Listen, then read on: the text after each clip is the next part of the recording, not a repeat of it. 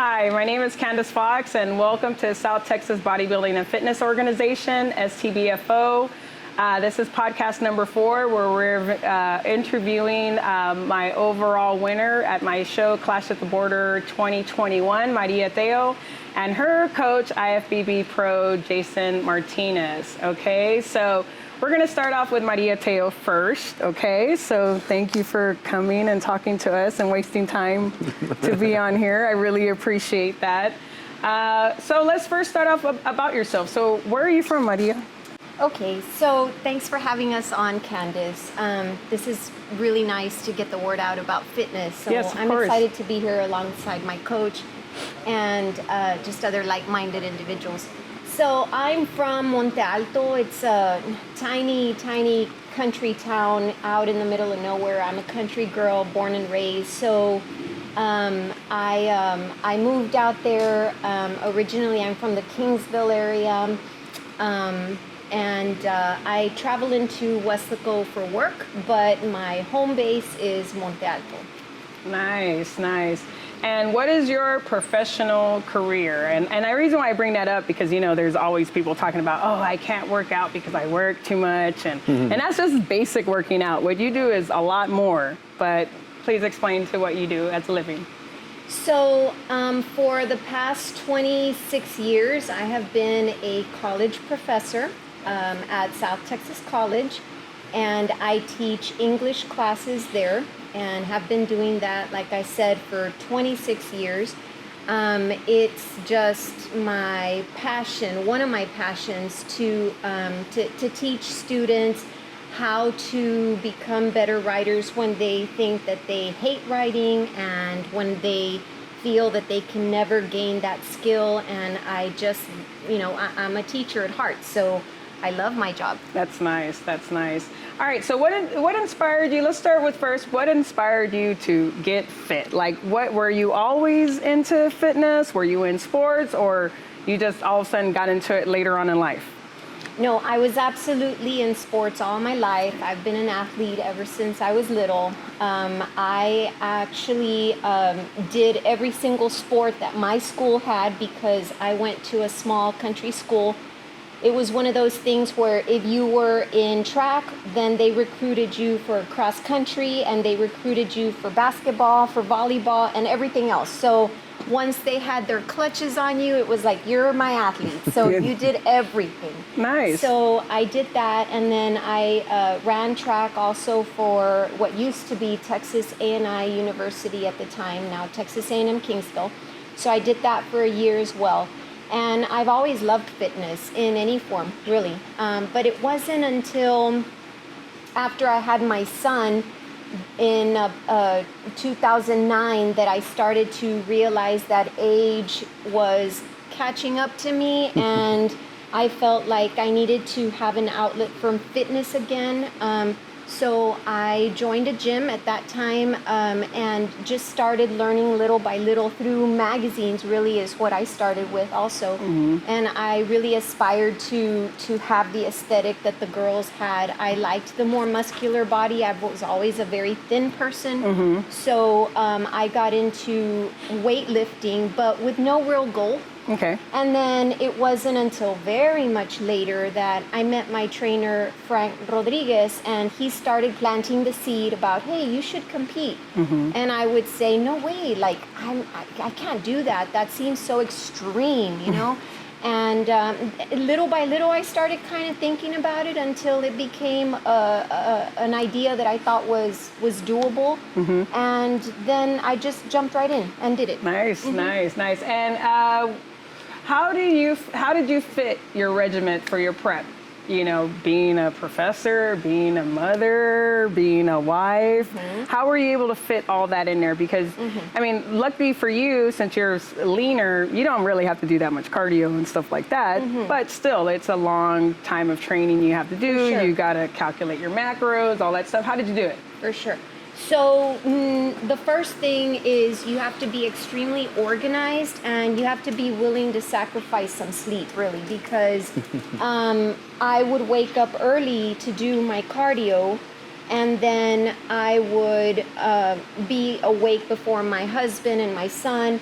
And then I'm the type of mom that's very involved with my son, so I didn't want to miss out on any of that. So I had to figure out my own personal fitness goals around all of that. So yeah, so I would wake up early in the morning, do my cardio, and then get the day going with my family, go to work, and then get my workout in the evening after I had, completed all my mommy duties and wife duties and all of that. Awesome. So basically it's doable, right? It's very doable, and planning is definitely key. Also, if you take a day maybe on the weekend to cook for the rest of the week, then at least you know that you've got your food planned out and there's no question about what you're going to eat. It's already in the refrigerator, ready to go, and that takes a lot of the stress out. Yes, exactly. And that's what I try to tell a lot of my competitors, or even just my regular personal training clients, like when it comes to meal prepping. Hey man, on the weekend, you guys love doing pachangas and stuff. It's the same concept. Get your grill open, grill all your meat, and you just separate it and make it into little meals. If it's a lot of food, half of it in the freezer, half in the refrigerator, I like you know? It when the wife makes everything. I like it better with the wife. You got to make a plan of attack. Yes, you do. And I get people all the time, oh no, I work too much. And that's just getting healthy. That's not even competing. Like I saw someone on Facebook recently, man, my son trying to tell me, he sends me a picture of him flexing and the son is like that in the picture. And he's saying, old man, why don't you look like this? Boy, I have a job and I go to school and blah, blah, blah. And I'm like, if you really organized your time, you would actually not, of course, we're not trying to push you to be super muscular like your son, but at least be healthy.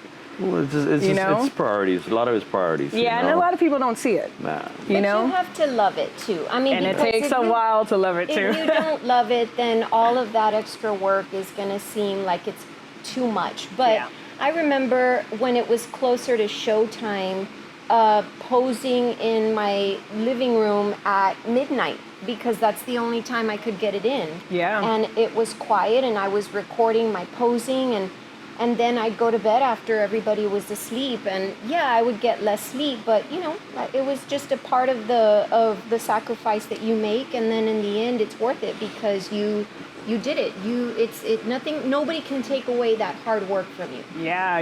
And then with those beautiful photos and all that stuff to show off that hard work and stuff, that's where it's 100%.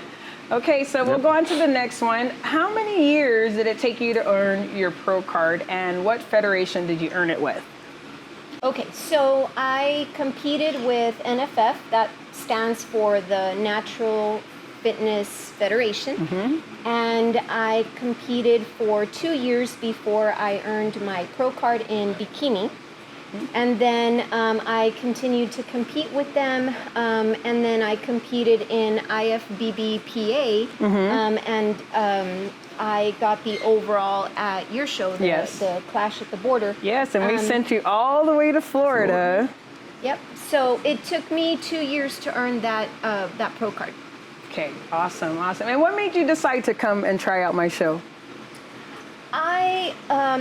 I felt like it was a great opportunity to support a local show. Nice. I felt like, we here in the Valley, we don't have a lot of options when it comes to choosing shows.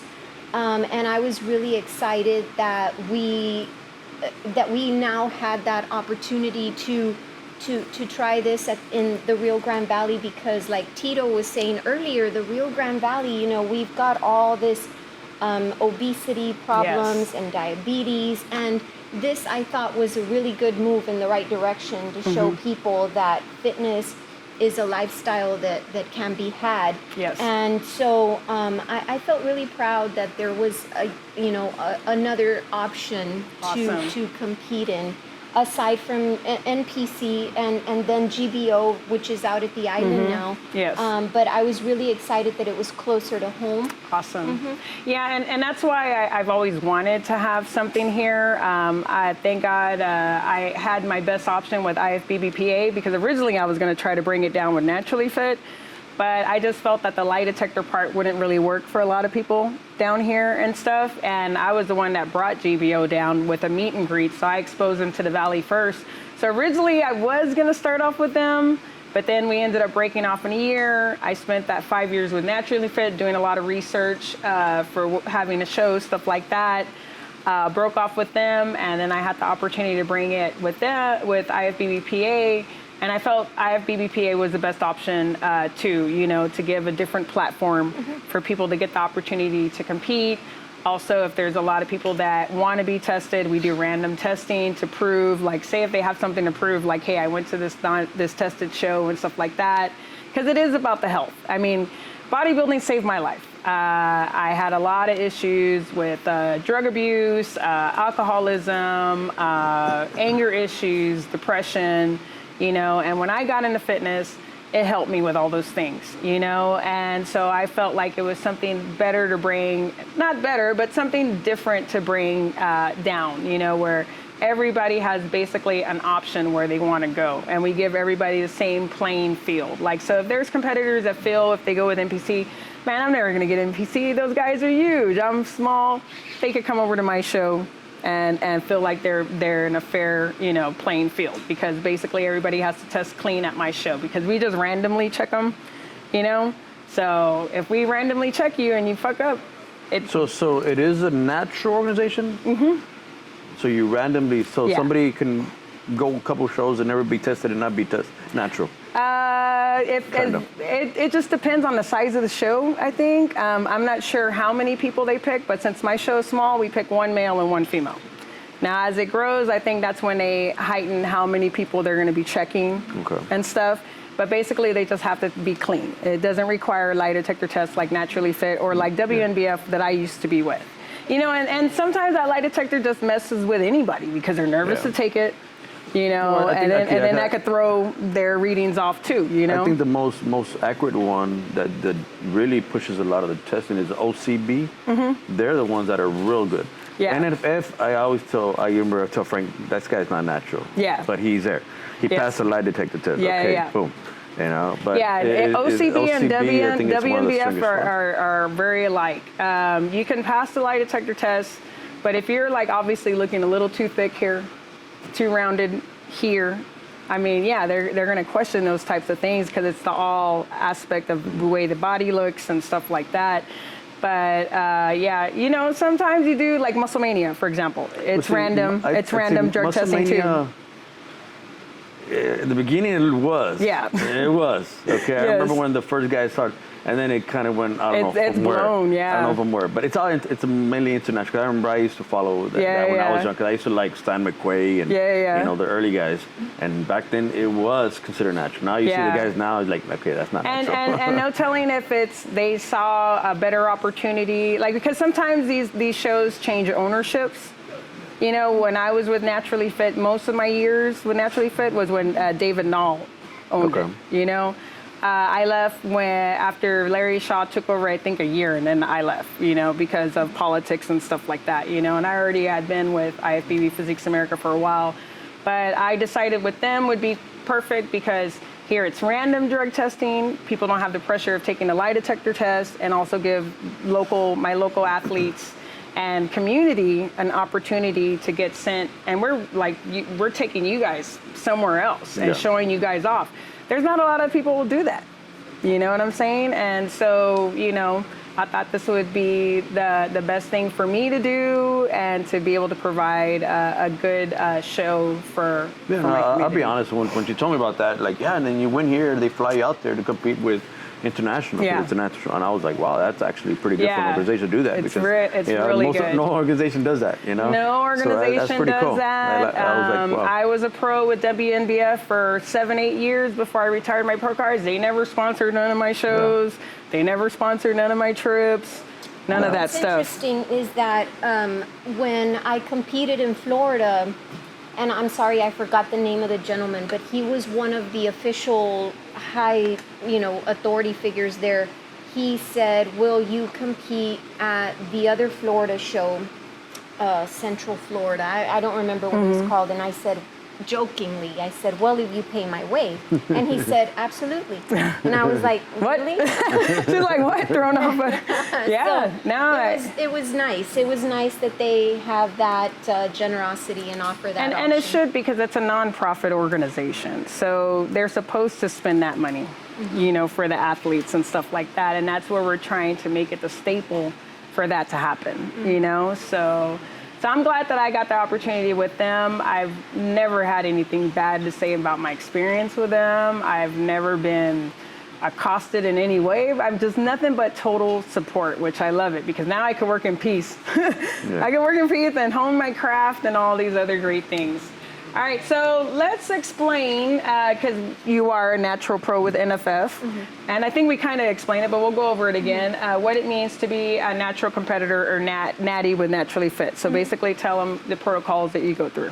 Okay, so it just really means that the physique that you acquire is through diet and exercise. Yes. There's no with the basic supplements. Yeah, basic supplements, including your protein for added protein in protein shakes. Yes. And vitamins. For the most part, that's all I take. Even fat burners, I shy away from. Okay. Because I don't want to take any chances. But you know, basically, it just means that it is. You know, everybody has their different philosophy. Exactly. My philosophy is just go the natural route, because I'm a female that's older. Yes. I didn't really want to take the risk of messing up my hormones or anything like that. So I don't want to mess with any kind of chemical that's going to affect me in any way down the line. Right? Exactly.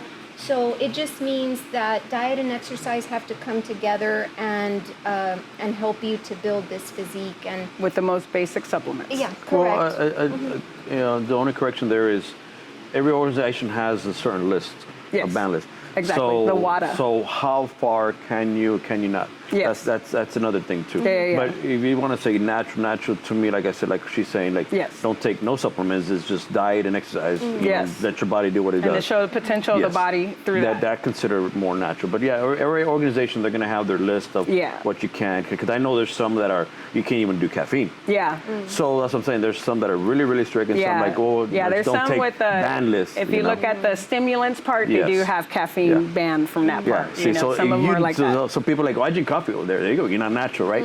And you know, so that's what I'm saying. It's just that thin line, but it depends on the organization, and then as long as you follow those rules, and if it says you can do this, cannot do that, then you're okay, I think. Yeah, you know? and really it's 80% of your diet, because I mean the fat burners are like additives, but if you can just follow the diet, you really don't need that much fat burners. Really, it's probably like at the last end when you're at that essential body fat. It's more of that just like icing on the cake, you know, just to give it that little touch. Because after a while, you know, going through a strict diet and going through everything, your body is going to slow down, and you need that little push of energy. You need the little, you know, stimulant to get you going. Especially when you're already hitting that 10% or below, your body don't want to get rid of nothing.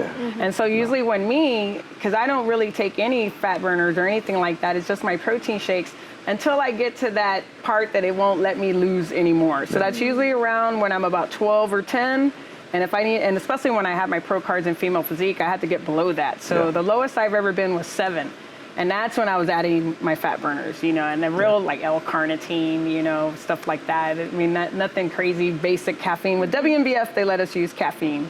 So just the basic fat caffeine, you know, thermogenic. I don't know what I would do if I couldn't drink caffeine. It's like, I mean, I teach, I'm a mom, I'm a wife, and I'm trying to do this. There is no way. Yeah, and it does depend on which organization. But that's what I'm saying, because I mean, the studies show, I mean, it is a stimulant. What is a stimulant? It's enhancing the body. Yeah. So that's what I'm saying. That's where that thin line is, you know. But everybody, you know, like I said, tip a cup. If you're doing that, as long as you're following their rules, as long as you're following their rules, then you're good. Yes, but there's those people that try to push the envelope and still do that organization, and that's where, to me, like, okay, now you're doing something wrong. And see, and that's the problem. It's like when an organization says this is what their standard is, the organization itself should stick with those standards instead of manipulating, right? But then also the competitors, they shouldn't be trying to push it that way either, because there's a lot of competitors, and you've been a coach for many years, where like you'll get this girl, and she obviously looks like a figure girl, but she's adamant about bikini, and it's like, I tell my clients the truth. I'm like, I have to be very honest with you. You're not bikini at all. You know, you're not bikini. But if that's what you want, and you're paying me, I have to give the customer what they want, I will train you for bikini. But I cannot guarantee how well you're going to do because your body shape is not for that. I've lost clients for being too honest because I have too. It's a lot, they do that, like, no, I want to do this division. I'm like, but your body's not there, you know? Like, if you really want to place well, you know? Because we're supposed to be looking out for the best for them, but they think they know everything, right? They know everything, even though they've not even been in the business. Especially right now with their wellness and shape. That's a great, you know, division, and every girl wants that because it's a pretty look. Yes. But not every girl has big ass legs. You don't have that look. Don't expect to get that look, and within a couple months. Yes. And when I tell them that, they're like, okay, well, I just find somebody else. It's like, it's not that. Like, I'm telling you the honest truth. And there's a lot of coaches that will just tell them what they want to hear because they want to take the money. I hate it when I hear coaches telling them, and this is before the show, oh, first place. You don't ever tell a competitor that because you never know who's going to show up. Thank you. I've always even like. And Jason, how many seasoned amateurs are there that have been going for 10 years, 15 years as amateurs? And these people really think that you come all of a sudden and barely started prepping 6 months ago that you're going to beat these seasoned amateurs? I guess I'm old school because, again, we didn't have internet. We didn't have social media back then when I was competing.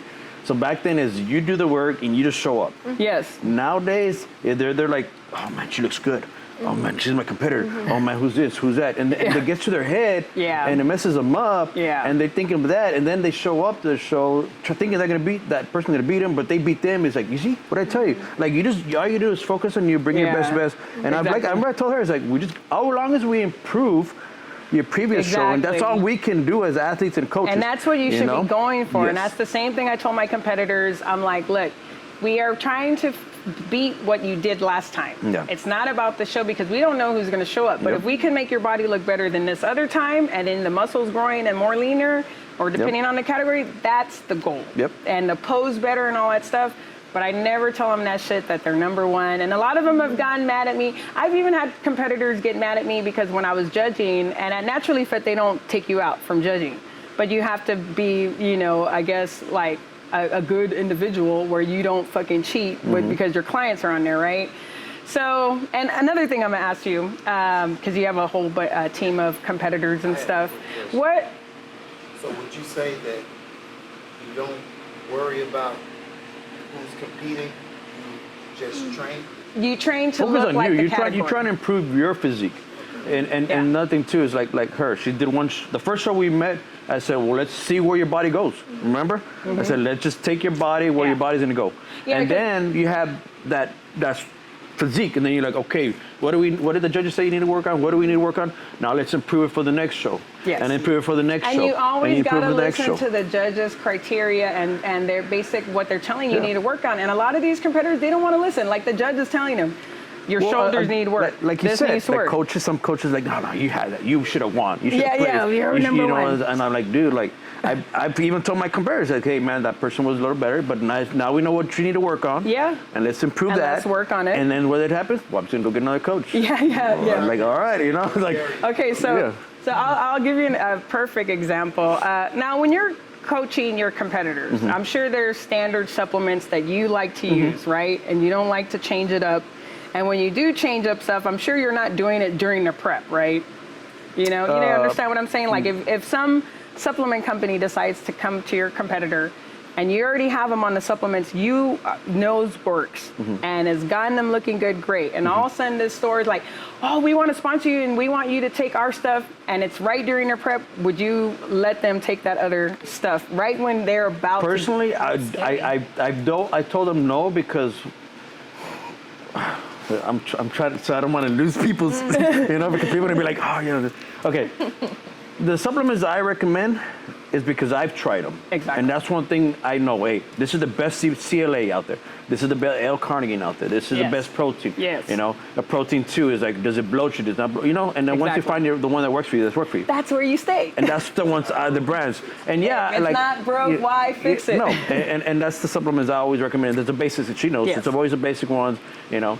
And sometimes they get a sponsor. Hey, okay, well, try it. You know, see how that protein fits and how this fits. But I don't like to just push it if I never tried it. You know what I mean? Like, I want to make sure that it works. And because there's a lot of new supplements out there. They're just put blend. They just put whatever, and it doesn't tell you what it exactly. And you're like, you don't know what that is. What's in there? Exactly. And the ones I use, it tells you what it has, every ingredient. Hey, that might even be not accurate, but at least it's more accurate than the blend. You know? Yeah, and you know it works. You know. Yeah. Okay, so I'm the same way. I have a standard protocol of supplements that I first tried on myself, and they've always been using it well with clients that I have. And if certain things don't work for certain clients, I change up the other things that I usually use that will work for them, right? I had these 2 girls looking great. We did NPC for a while. They were looking great, but you know, like of course the how many competitors, you know, they still weren't top 5, so they decided that they wanted to go with Naturally Fit since it's smaller, right? Supplements looking great, stomach tight, skin tight, everything looking great. All of a sudden they're like, oh, this supplement company, they want to sponsor us and all this stuff. And I'm like, have you ever tried their stuff before? Oh, well, it's the same stuff. No, it's not the same stuff. This stuff that I use we've tried it. I've used it. It works really well. You've never tried none of their stuff. How do you know it's going to, and we're during prep. Right. And we are doing prep. If you were doing this off season, I would say yes, but we are right in the middle of prep where this can fuck up what you got doing, I you know? What especially first-time competitors don't understand is that there are daily changes to your body when you're on prep, and when you're really close to a show, anything can make a difference in how much water you're holding. Yeah, and then to get rid of that water, it takes long. It does, and so if you deviate in any way, that's why it's a good thing to kind of, when you're getting closer to show, especially, stick to the same stuff. Because you know it's working. Exactly. And anything that you do different, I mean, even if it's outside of your control, extra stress, oof. Yeah, you blow up. So you can't get your food because you didn't prep right, and you go and get something with full of salt, you're going to blow up. Like, so you know. Of course, adding a different product, I mean, it might work. But how do you know? But it might not. It might screw you up. It's too scary to take the chance. Yes, and this is what happened with these girls, you know. And so first thing I told them, because they were adamant about me letting them use these supplements and basically giving me a hard time. Oh, you don't want it? All right, well, look, they need to call me. And we need to work together, because how do I know what you're taking or whatever? And if they're not talking to me about their products and then I can actually investigate what's in there, how am I going to be able to coach you correctly? You know? Oh, they went off with them. The company never called me, which they're right over here off of Jackson. You got to understand, a lot of these companies, we're in social media era, so they see somebody in decent shape and they're trying to push their brand. They're going to use them for that. Yeah. But it being a good product, no. They don't. A lot of the people outside don't even know what they're selling, man. No, you know. Well, a lot of those local supplements, you know, it's their own brand. So they're going to push that. Yeah. And again, you don't even know. So to me, I'm like, should I go with somebody that's been in the industry for 20 plus years that has good science back, or somebody that just started their own line locally? And that's basically what I was trying to tell these girls. You're going to overhear this person that don't even know what the hell we're taking, and we've been working together all this time, and you're fine. Like, it ain't broke, why fix it? And I remember telling them that.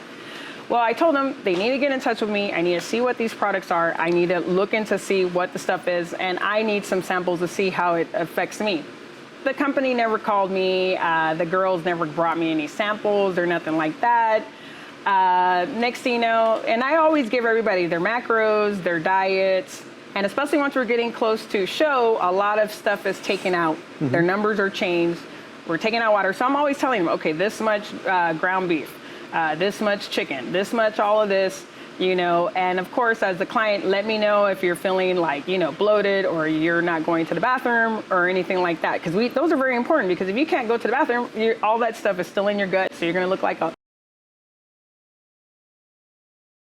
I think that's why, like she was saying, like, the way I do mine is it's the same shit every day. And it sucks, but if it's not affecting your body, which is, you know, you don't want that, then just stick to that. Stick to it. I think what happens when you give somebody macros, it gives them that little leeway, and every meal is something different, every day is something different. So, hey, man, I feel bloated today. What was it? I don't know. You know, so well, I go ahead. I give them their macros, but when it's on prep, it's not whatever they want to eat. I give them exactly like your only chicken, ground beef, fish, these different things. These are the vegetables that you guys can play with, only these ones. And as we get closer to the show, we switch from regular vegetables to diuretic vegetables. So other vegetables are taken out, and I specifically tell them exactly what I want them to eat and all that stuff. Regular weight loss, I let them play around. Yeah. You know? Prep, no. So imagine me going to the show, which the show I was judging, and I hadn't heard from these girls, which I sent them their protocols and everything of how much food they were supposed to have, what food I wanted them to take. All this stuff. I hadn't seen them for 2 weeks because also they weren't showing up for the posing because they thought they already knew they were posing, instead of, you got to keep practicing that stuff, right? I'm at the show. I'm getting ready to get on the judges' bench or whatever, right? And they come up to me and they're like, we haven't shitted in 2 weeks. Oh, shit.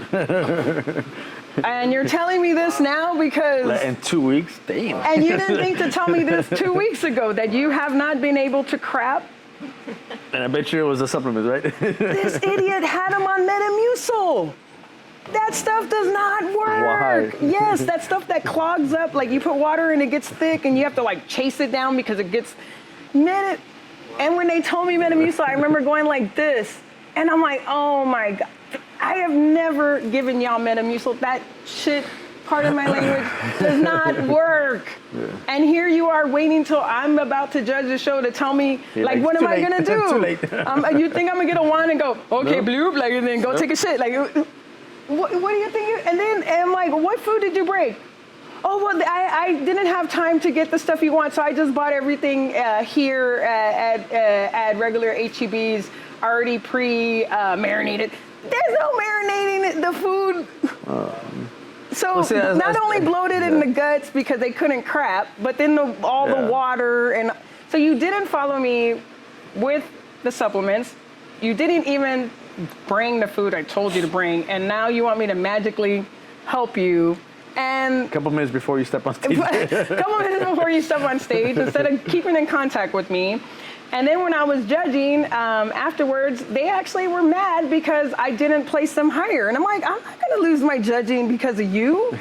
You first off didn't even listen to none of the prep I told you. You went with this damn company and they fucked you up.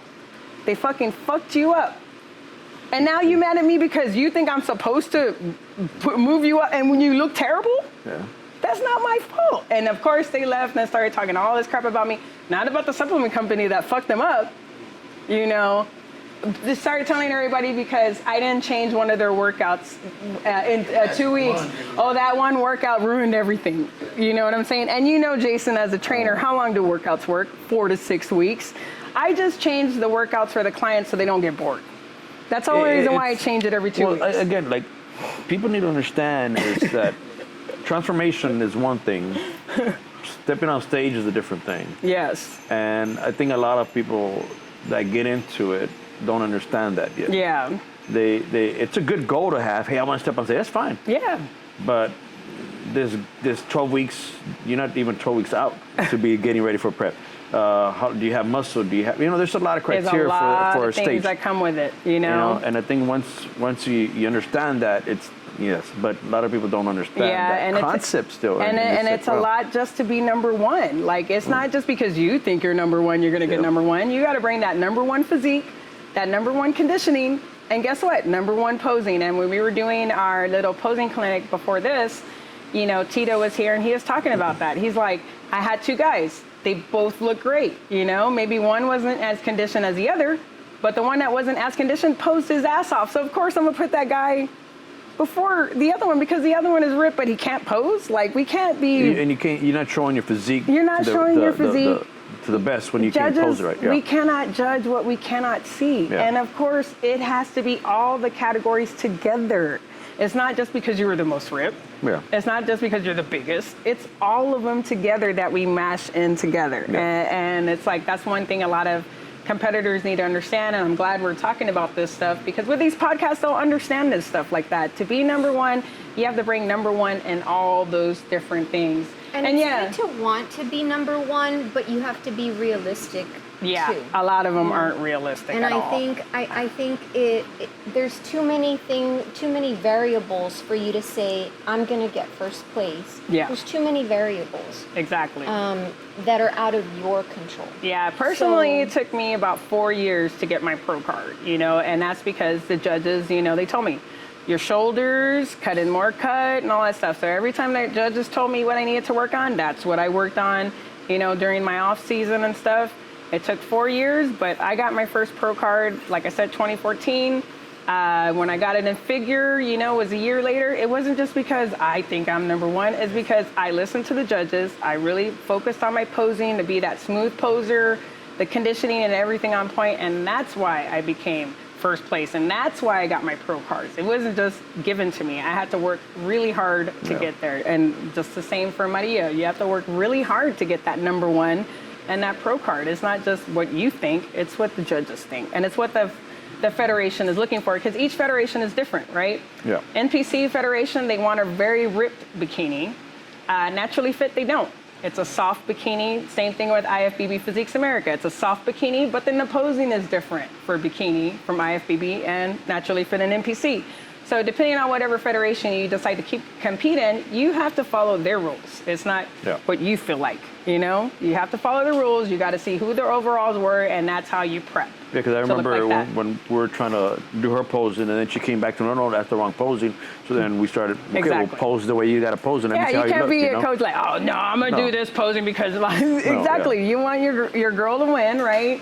And it's, with IFBB Physiques, it's very, especially when we went to the international show, it's very specific poses, When I was doing my wellness, I had my leg in front, but then I switched it to the other one, and I got my demerits lower because I switched my leg. I didn't keep the one in front, which I was just seeing. I wasn't trying to win the category. It's my first time doing it, because I was female physique and all this stuff before. So I wanted to see how good I do. Did I look like I match? Do I look like I belong there, So I didn't care about what they said or anything. Now that I'm bigger, I got my quads back big again. I got my glutes. I know when I go back this time, I'll do better.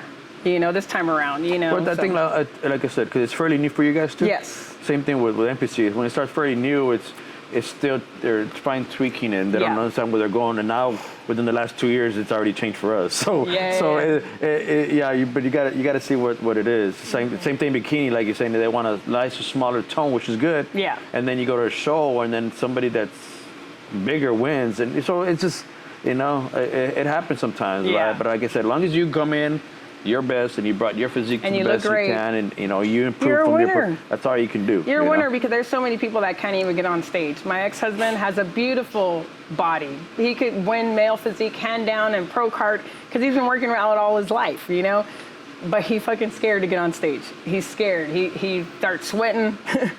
And all can't pose. Super he starts freaking out, and I'm like, man, if you would just do it once, man, you would win your pro card hands down. His brother Paul, I coached him with posing. He got his pro card in 1 year with OCB, but then again, they had been training since they were like 16 years old, so they just have those nice muscle bellies, all that conditioning down and stuff like that, But there's some people that can do it, and there's some people that don't have the balls to do it, So let's go ahead and move on. As an overall winner for IFBB PA, you won an all-expense trip paid to Miami Grande Prix to compete for your pro card. How was your experience? Oh, it was such an honor. I was really surprised because I went into the show just, like we're talking about, just try to do my best. Mm-hmm. And then when I was chosen overall, it was a big surprise, and it was a great experience. Also seeing the level of competitors that are in an international show, that was quite different too. It's on another level. Yeah. And it humbles you, I think, and it makes you realize, how hard people work. But it's a real honor to be around like-minded people that all have the same idea of loving fitness, and so I had a great time. Traveling over there and meeting new people, and stepping on an international stage. All that was just great experience. Yeah. It was really fun. Yeah. And your placing, were you happy with your placing? Well, of course, whenever you don't get number one, there's always room for improvement, right? But I was okay with the placing, considering the knowledge that I went in with, and it was my first time on an international stage, so it's a learning process. There's a learning curve there. Yes. And if you step on a stage once that you've never stepped on before, you sometimes don't show the confidence, maybe? Yeah, but then if you do it again, then you know, okay, I know what to expect this time. Hands down. So of course, I placed, I got some nice huge trophies that are, proudly displayed at home. Yes. Would I want a better placing? Of course, you know. But I do know that the level of fitness that you have to bring to those shows is pretty high. Okay, awesome. All right, so how many more years do you think you'll can continue to compete on stage? I'm 50, and I'm really happy to say I'm 50, and that I still am fit, and that you got that out. She's 50. I am 50. I work out every day. I do my cardio every day. Right now I'm in off season, so I'm a little pudgy. For me, this is my off season body, which is probably about maybe 15 pounds to 20 pounds over stage weight. So what I think I'm gonna do this year is take an off year so that I can continue to lift, grow the muscle, my muscle density. Yes. And also take a little bit of a mental break, because when you are on prep for back-to-back shows, yes, it's mentally draining, not just physically draining. No, right? I know. So, I know. I did 3 back-to-back shows last year, and that's the most I've done back-to-back. So I thought, you know what, 2022 is a good year to lay low, keep doing my workout, keep eating at a surplus. And what I do is I do macros during my off season, and then we do meal plan during the show, the prep. Yeah. So everything's super consistent. But during my off season, I know how to lean bulk. So I'm in a surplus right now to grow, and then in 2023 we'll see how it feels. But mentally I feel great now because I've taken that break, and I'm enjoying the workouts, and there's no pressure really. I still weigh my food. I still know how much protein I'm taking. It's a lifestyle. Well, right? and I mean, if you want to grow the adequate amount of muscle, that's what I tell people too. On your off season, it doesn't mean you just go crazy bonkers eating a whole bunch of shit. And I get the I think that's what they do. More important than your prep. Yes, because you gotta grow that muscle. It's still 80% your food. You're still working out. Of course, that means I'm still working out. Like that never stops. I may not work out 6 days a week like I used to, but I work out 4 to 5 days a week, and the sessions, the purpose is to just grow that muscle density, and so that when you lean down again, you have more there, right? But the stress level is so much lower because I know there's no show in the near future that I have to look a certain way for. So I'm loving this surplus amount of food that I'm getting. And even though I still do cardio, if I miss a day of cardio, I'm not nervous freaking out. I'm okay, so, and it's a really nice, not intense cardio. So I'll do 30 to 45 minutes 4 days out of the week. I'm good with that, Cool. And it is a lifestyle, like Jason was saying, and it's a lifestyle that I'm showing my son, and it's a lifestyle I'm showing my husband, and my neighbors too. They'll ask, like, okay, if I want to lose weight, what should I be eating? Salads? And I'm like, no, that's not. That's a misconception. Yeah, that's marketing. That's what they tell us. A salad doesn't necessarily make you lean. It's the combination of foods, the amounts of foods, because a salad could be 1,000 calories. Correct. If you put feta cheese and full fat dressings and everything else. What's that P.F. Chang's? I had this one client but the salad's at P.F. Chang's, and I'm like, what salad are you talking about? And she's talking about some wonton. I'm like, girl, that's fried. Let's look this up. And then I'm like, that thing 1,100. What are you talking about? You can't eat that. Just. And I'm really excited right now because my husband, he's an active person, an outdoorsman, but he's never been into the I want to look a certain way, I want to work out. But he's learning so much about his diet from me. And as we're getting older, that's more important. Longevity is very important, you know. I had my son at 38 years old. He's 12 years old. I want to be around for a very long time. And functionable. You know, I know that it's going to, what I eat right now is going to affect the way that I feel. Yes, ma'am. This weekend, we went to a little family gathering, and one of the family members, who's also a female, 50 years old, is on dialysis. Yeah. And I'm 50 years old, and I'm thinking, I'm doing awesome. Because, you know, I feel like we need to think about this long term. It isn't just I'm on a diet just to lose a few pounds to look good for summer. This is a long-term commitment. It's a lifestyle, and when I try to embed that into my transformation clients, I said this ain't no short term. Yeah. Most people that do a short term, they're gonna rebound and gain right back, and then go off and give up again. So you need to commit a lifestyle change. Once you commit to lifestyle change, and then you learn your physique like her, like she knows what I can do. I can have a little spurts here every once in a while, but it's balance, you know. You learn that balance. It's a lot easier that way. They don't really understand that stuff, and I try to teach them the same too. When they start telling me, oh, I want to lose weight for this wedding, or I want to wear this spaghetti strap, blah blah. I'm like, you should do it for your health. Not this, I mean, yes, you're going to look good for, you know, whatever thing you want to go to, but don't just make it about that. But then after that, they go back to the old. Yeah, they go, I'm like, you need to think about you're getting older. We have already talked about that you do have high blood pressure and all these other things. Don't you want to not take high blood pressure? I'm like, and a lot of people do have kids later on in life, you know, and it's like, if you don't take care of yourself, and something happens to you, how are you going to take care of your kids? Or then when your kids have grandkids and you all messed up and you can't get on the floor of those grandkids or nothing like that, you all messed up, like, and why? Just because you wouldn't eat right. Because, I can eat whatever I want, and over here heart clogging stuff, and then you're surprised you end up in the hospital. The thing that's really, I think that we need to realize is that people have the desire to be healthy, but sometimes they don't know the way to get there. They don't know how to get there, but also marketing messes it up because they lie and they tell them 30 days, 30 pounds, which is like, maybe a morbidly obese person could do it, because I had a morbidly obese woman that was about, I think she was about 130 pounds, no more than that. She was 230. Yeah, because I got her to lose 100 pounds, right? She, in her first month, did lose 30 pounds. She did. But she was like this big. I mean, someone that's like a normal, just regular, maybe overweight, it's not like that. It's not, you know? And when they don't get that, then they want to quit. My thing is it's work. And when it's work, most people don't want to put in the work.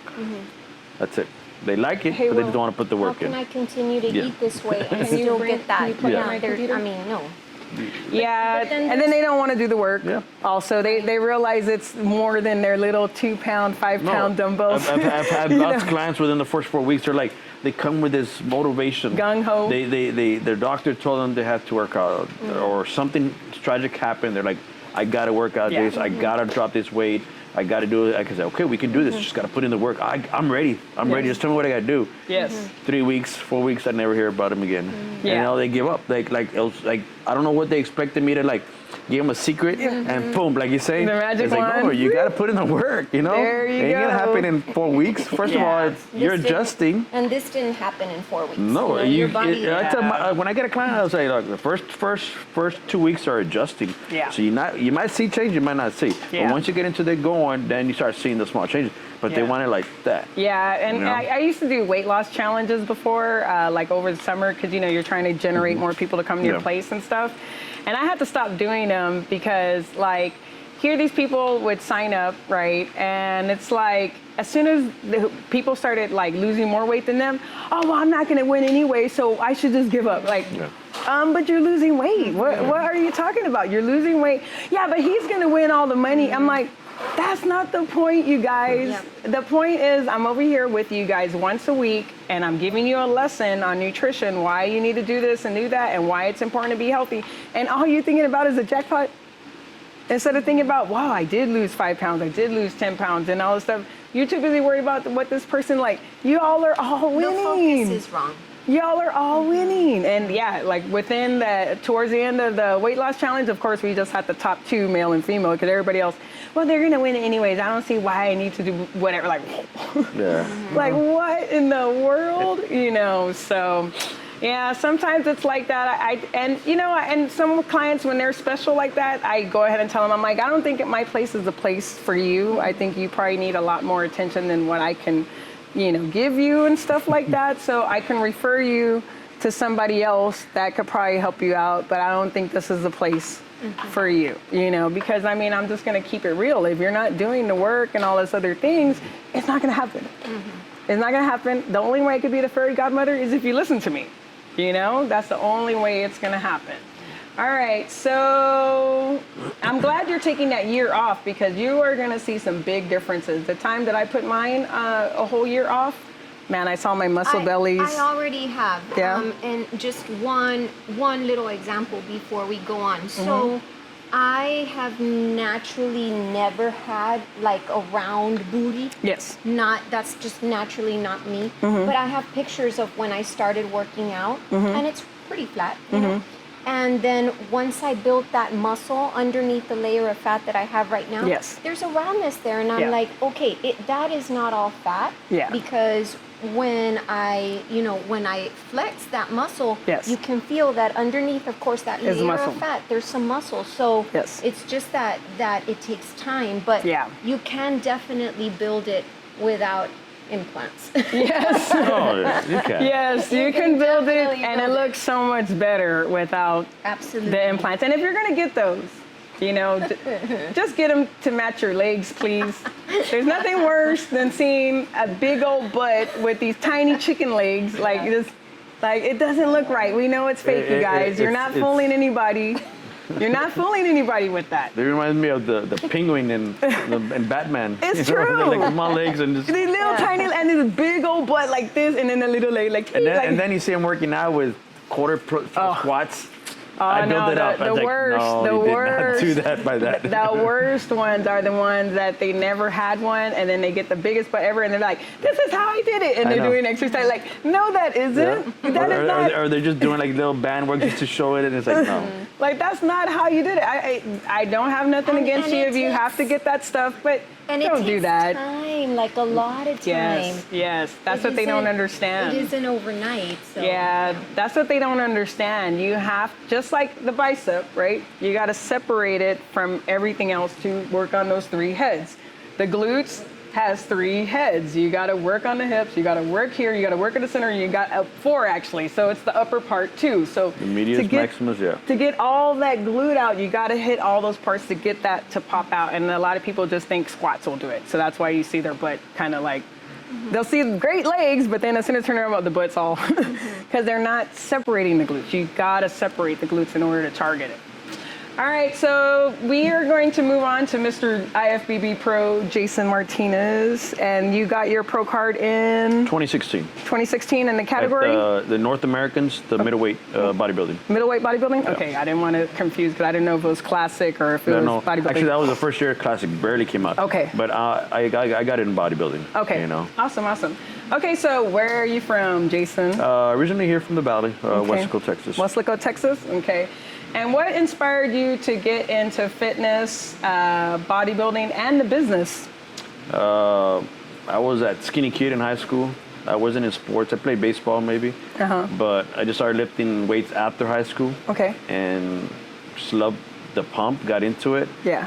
Then I got into the personal training to get more knowledge for myself, to learn more. Yes. To improve myself. And that's when there was a local show, I think back in 98, 99, the bodybuilding classic. Was that the one with Club X? Yes. Yeah. It was the original bodybuilding show. With Juan and all them? Yeah, everybody was like, do it. I was like, I don't know what to do, just do it. And I remember I did it, get on stage, and I just fell in love with it. Yeah. And just stuck with it since then, and did it for a good couple of years. I think I competed from 2000, then finally got into the NPC section a couple of years later. Yeah. And did several shows, state shows.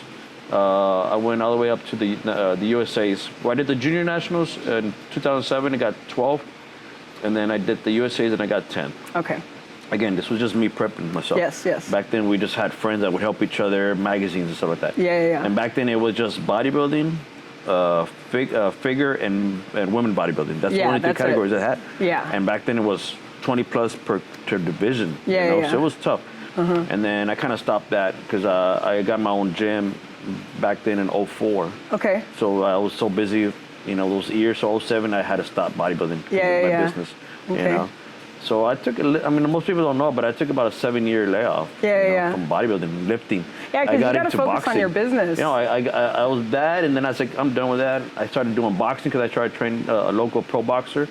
And I kind of ran 3 miles a day, which I never did in my life. So I was running 50 miles a week.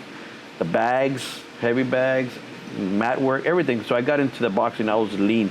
Okay. And then I think it was 2012, 2013, I had a couple of trainers that wanted to get into the scene, the bodybuilding scene. Yeah. And so they asked me to help them out. So I remember I started helping them out and training. Okay. And we got into that. And then I kind of started working out with them and like, oh man, I missed the pump, man. This is good. So I kind of got addicted to it again, and I started getting into it. Yeah.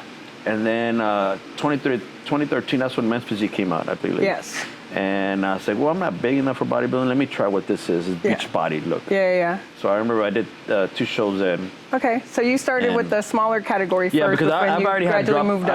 I wasn't big no more. I was a lean, I think, my 165, 170. I was a lean boxer. Yeah, so then I started lifting weights, but I didn't gain a lot, Yeah. And so I did, let me do Men's Physique. But I still had a bigger frame compared to what they were looking for? I still had some muscle, I guess. Okay.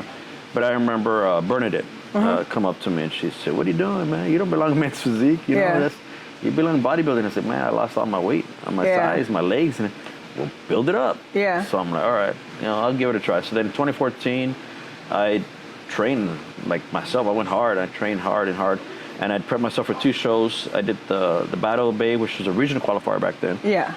And I got 3rd in the heavyweights. And then I did the Phil Heath. And I got, I think it was 8th place. But back then, I don't even remember, back then it was maybe 2 or 3 national qualifier shows. Yeah. It was a lot of just basic shows or regional shows. Exactly. And like I tell people too, is back then you couldn't do an open show unless you did a novice and win a novice. Yeah. So you had to do novice. Okay, now I want a novice. Okay, now you can't do that no more. Now you can go step to the next level 2, which is an open. Yes. You do an open show, it was only top 2 that give you qualification. Yeah. So a lot of things has changed. Now every show is a qualifier.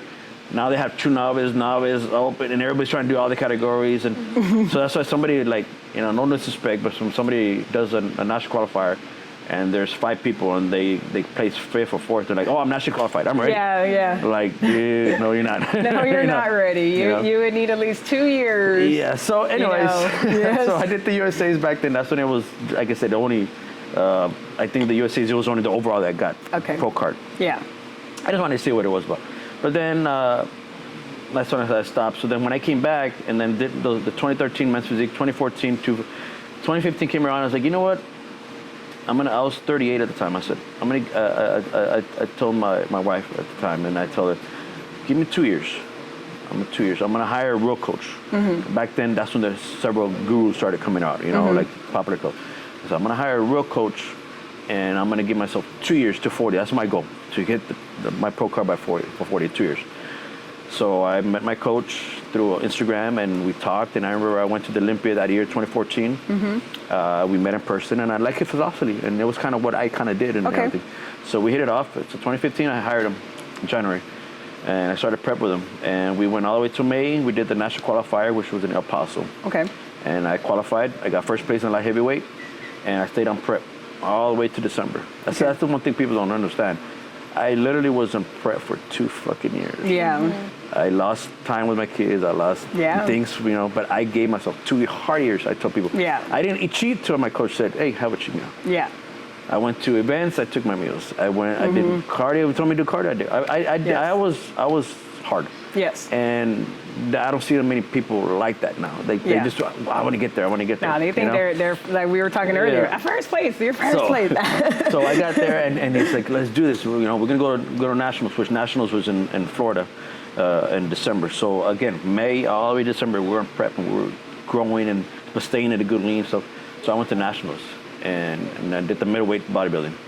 and I got third. That's when I got third, and that's like one spot shy because now they changed it to top 2. Yeah. And that's what I'm a realist, and I Yes. said, shit, I can do this. Yeah. You know, I beat guys that were, placing before me or doing national shows. Yeah. And to me, what I would do, I would follow NPC News magazine. I don't remember that. Uh-huh. And then you would see some of the old ones here. Okay, so you would see the top national competitors. Oh Yes. shit, I beat that guy. Yeah. You know. So it gave me that animal, like, I can do this. Yeah. Like, so when he gave me third place I remember he isn't gave me bad. like a week off, like, enjoy your week, and no, Cody, we gotta do this. No, enjoy a week off. And then right back on prep. Yeah. And I went all the way again, 2016, from that all the way till September. And we picked the North Americans just to do a warm-up for nationals. Okay. Most people don't know the North American is an international show too. So they allow Mexico and they allow Canada, right? Okay. And then the US. So it was just a warm-up for us. So, but there they had the Masters division also, which is the Open and then 35 and up and 40 up. Okay. So I did the Open. I remember I got 4th in the Open, and then I did the 35 and I got 4th. And then I got on the 40 plus, I got my first place. I beat the middleweight. Yeah. So then there you go to overall for the the 40th plus, and it's the top 2 of the overall. No, the top 3 of the overalls. Yes. That get placed a pro card. Yes. And then that's where I got my pro card. Nice. So with my coach, 2 years, 3 shows, 1 national And at the qualifier, warm-up, 2. you got your pro card. That's nice. And I was done. I was like, I made history did here. it? I was the first pro bodybuilder. That's why I tell people I'm a bodybuilder. Yes. Yes, I competed classic now as a pro. Yeah. But I was the first bodybuilder pro. Cool, and I was cool. done. I was happy, and that's when classic came out. Yes. And it wasn't a big chump for me. And then I'm like I said, I'm a realist again. I was like, there's no way I'm gonna be competing as an open bodybuilder, and no way I'm gonna be at the 212 class too. So I was done with it. But then they came up with that classic, which is height and weight required. So I was like, let me try it. So 2017, we did my first pro show, which was the Lou Ferrigno, which was in California. I didn't place. 2018, it came in, we did the San Antonio Classic. I got 3rd place. Okay. And then we did the Tampa Pro, I didn't place. And then 2019, I did the San Antonio Classic again, I got 5th place.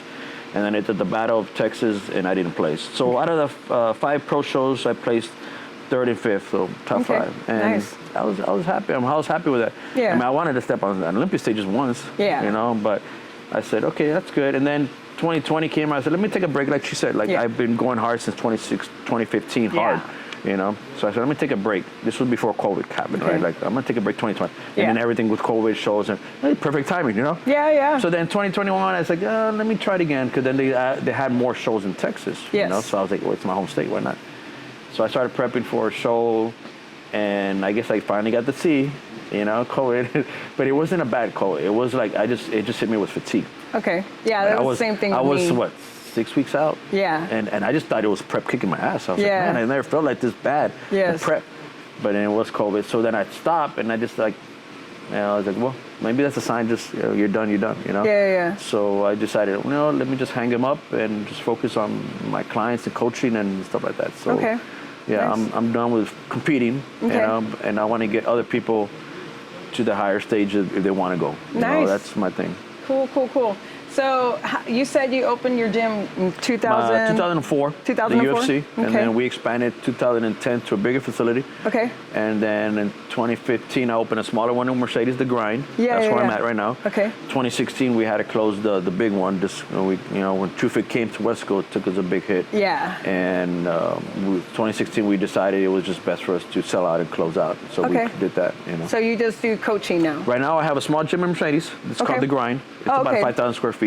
Okay. But it's a gym. It's not personal training. It's a gym. I only have one client that I train one-on-one. I don't like to do training one-on-one because I don't want lazy people no more. I'm sorry. I want people that want to train, not just come and talk to me. Yeah, I tell them when I have my one-on-ones and stuff, I'm like, if you want to just talk to me and just hang out, that's fine, but don't be going later that, I spent all this money with her and I didn't get any results. Well, I'm going to call you and be like, because you just wanted to chat and all this other shit. You know what I'm saying? When I started, I had a personal training business before I started my gym. About 2000, I started personal training here at Cornerstone, when it used to be Cornerstone on the Trenton. Yeah, the old, first one. The original one. Yes. That's when it was like maybe like a handful of trainers. Yeah. And I remember Tony's the one that got me to that. So I was training, and back then, I mean, more clients, the better for us, you know. Yeah. And so I had clients that just, you know, and I didn't care. I was getting paid, you know. Yeah. So I did that. Something I did that for a good several years, and I'm like, okay, no more for that. Yeah. Let me just, if they're real serious, and like I said, and then you're gonna pay up front for the month, and you're gonna come in, and you're gonna get your ass beat. I'm gonna train you right, you know. Yeah. So I only have one client that does that, but I focus a lot more on the online coaching, you know, and I do a lot of transformation, and then people that want to do competitors, okay. you know, also. So then we'll go right into what made you decide to form your team, Jacked?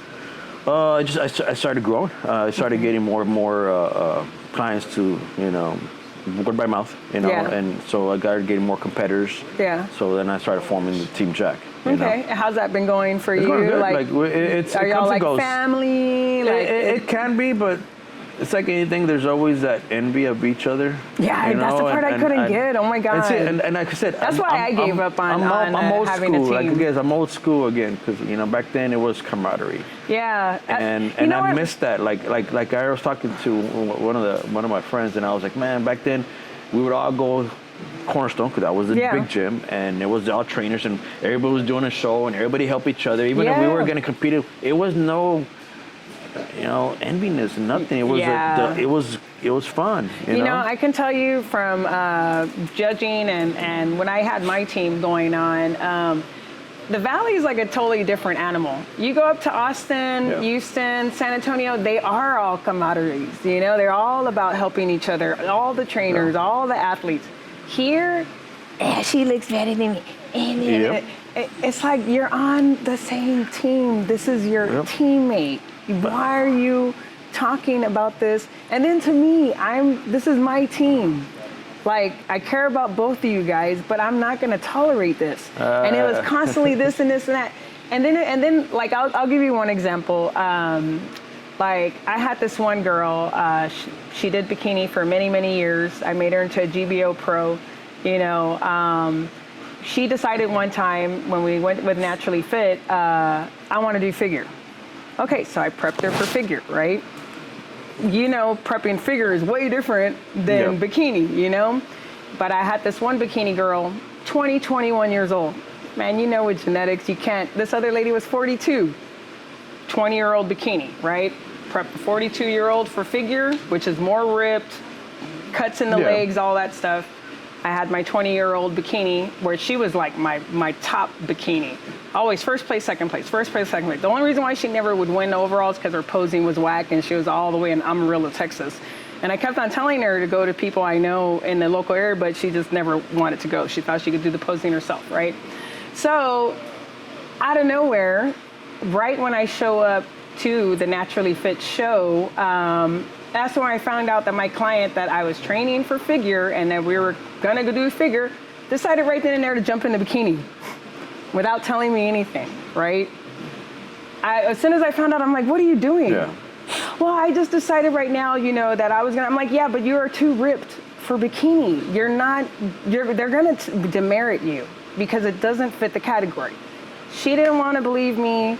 She went on ahead and did it instead of switching her categories. What happens? My top bikini beat her ass all over and she placed lower. She was still top 5, but she was also used to being first, second. I think she got like 3rd or 4th or something like that. And then got all pissed off at me. And I'm like, that's not my fault that you went and did that. And then started talking crap about my bikini girl. Like insane, psycho stuff, you know? And I'm like, wait a minute, girl, you're 42 and this is a 20-year-old girl. This could be your daughter. Why are you making such a big deal about this girl when it was you the one that changed your categories and went into a category that you did not prep for? That was your fault. And it just kept on getting worse and worse and worse. And finally, when I was prepping her for GBO, a month out, I told Bob and Laura, I'm like, look, I can't handle this anymore. You know, here's the rest of her prep. This is her diet for the next month so she could get ready, you know, and all this stuff. I gave him everything. Gave him all that stuff so she wouldn't lose her prep. But I'm like, I can't handle this anymore because I feel like she has a weird obsession with my 20-year-old and I don't want to be in the middle of this. I think they need to separate because we're supposed to be a team. We're supposed to be rooting for each other. And And this is just getting a little bit too weird for me because it was like a daily thing that she was talking crap about this girl in my messages for like a good month and a half. And I still have all the messages of what she was sending me. You know what I'm saying? Because I always keep my evidence because people always like that. Candace this, Candace that. I'm like, Candace what? And I show them. So you see why I don't have this person? That's why. She could tell you whatever she wants. So yeah, she got her pro card with GBO and stuff, you know, and I'm glad for her. But that whole experience of her just so envious of my bikini when she was the one that made the wrong decision to switch categories. They didn't tell me. She didn't prep for it. And then mad that this younger 20-year-old that did prep for the right category beat her. Like, that doesn't make any sense, you know? So I totally get you with that whole envious stuff. And after that, that's when I prepped Maria for the Naturally Fit. And then it was your trainer too, right? For the posing. And then the other girl that was from Puerto Rico. And then that was the last time that I prepped. But having a big team, after that whole thing, it just really disgusted me, you know, where I was just like, you know what, I'm not going to do that anymore. I'm not going to be like going through all this emotional like things when it's not even that competitor's fault for you making the wrong decision. But I want to go back and rewind. Like I like what you said. It's a Valley thing. Yeah.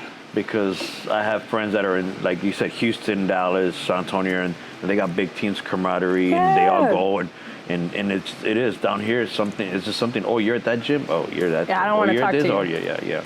And that's why I started STBFO because I the way they do things up there, they have things like this going on for all coaches, and they don't care if you're IFBB Pro or they don't care. Oh, you're an NFF Pro. They don't care. Everybody's like in the same group, and they give each other tips and stuff. And that's why I started South Texas Bodybuilding Fitness and Organization, because there's a lot of us out there that aren't getting the exposure that we need, you know, and we have to be realistic. There's enough clients for everybody, you know, so this whole, oh no, these are only my people and how many people are in the Valley? There's so many people you could coach and all this other stuff.